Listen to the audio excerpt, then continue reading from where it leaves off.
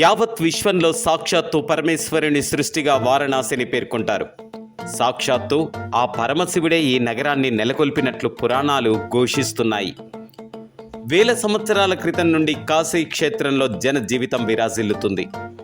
రాత్రి పగలు అనే తేడా లేకుండా నిత్యం వేలాది మంది యాత్రికులతో సందడిగా ఉంటుంది.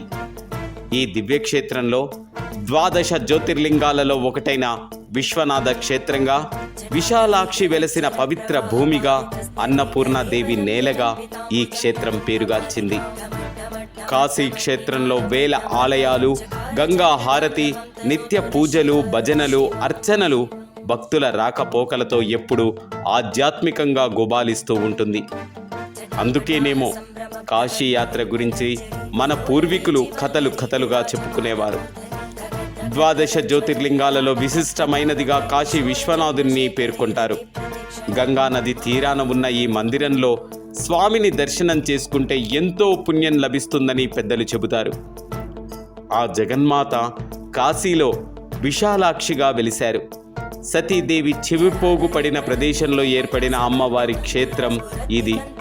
జ్యోతిర్లింగంతో పాటు శక్తిపీఠం కావటంతో అందరికీ ఈ క్షేత్రం ఆరాధ్య నిలయం. ఆ ఆది దంపతులు స్వయంగా వెలిసిన అరుదైన క్షేత్రాలలో ఇది ఒకటి. మరీ ముఖ్యంగా కాశీలో కన్ను మూస్తే శివ సాయుధ్యం పొందుతారని నానుడి.